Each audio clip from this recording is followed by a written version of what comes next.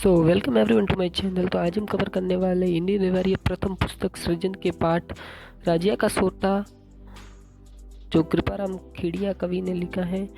तो चलिए कवि परिचय की ओर आगे बढ़ते हैं। तो कृपाराम खेड़िया का जन्म 1743 ईस्वी में हुआ एवं उनकी मृत्यु 1833 ईस्वी में हुई। राजस्थानी भाषा के प्रसिद्ध कवि कृपाराम खेड़िया का जन्म तत्कालीन मारवाड़ के राज्य के घिराड़ी गांव के निवासी जगाराम खेड़िया के यहाँ हुआ।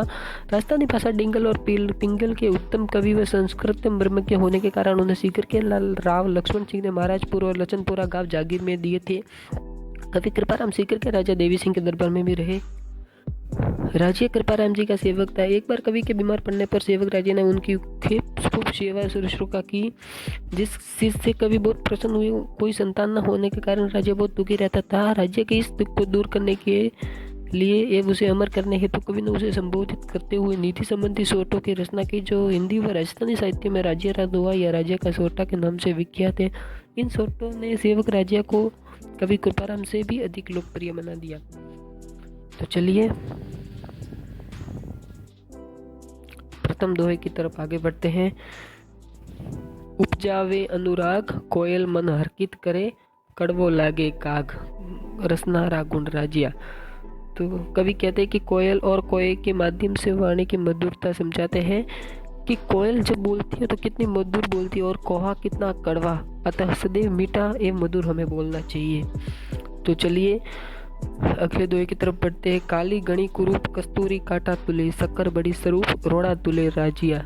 तो कवि कहते हैं कि कस्तूरी और शक्कर के माध्यम से कवि हमें सौंदर्य की तुलना करके आंतरिक गुणों को श्रेष्ठ बताते हैं। कवि कहता है कि कस्तूरी काले और कुरूप होती है, फिर भी कांटों से तोलते, और सफ़ेद और सुंदर शक्कर होती है, लेकिन फिर भी वह ऐसे ही तोली जाती है। अतः अच्छे हमारी शक्ल नहीं, हमारे गुण होते चाहिए।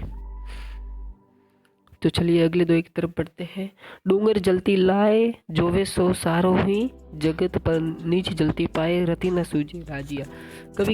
कवि आग के माध्यम से कहते हैं कि दूर पहाड़ पर लगी आग को सब उत्साह एवं आनंद से देखते हैं, लेकिन जब हमारे पास जब हमारे अंदर आंतरिक आग लगती है तो सब कुछ सूझबूझ नहीं रहती। अतः कवि कहते हैं कि मनुष्यों को दूसरों के झगड़े देखने में बड़ा ही पसंद आता है, लेकिन जब खुद के अंदर कुछ होता है तो सूझबूझ नहीं रहती। हम अगले दोहे की तरफ आगे बढ़ते हैं। मतलब री मनवार छुप के लावे सूरमो, बिन मतलब मनमार राब न पावे राजिया। तो इसके माध्यम से कवि कृपाराम खेड़िया कहते हैं कि लोग मतलब हो तो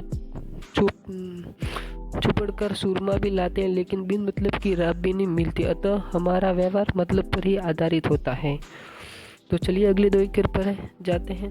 मुख ऊपर मिटिहास, घट माही खोड़ा कड़े, इचड़ासु इकलास, राखी जिनई राजिया। कवि कहते हैं कि मुख पर मधुरता एवं दिल में पाप रखने वाले व्यक्ति से भले की आशा रखना व्यर्थ है। तो चलिए अगले दोहे की तरफ पढ़ते। साचो मित्र सदेश कहो काम न करे, किसो हरि अर्जन रे हेत रथ कर हाकी और राजिया।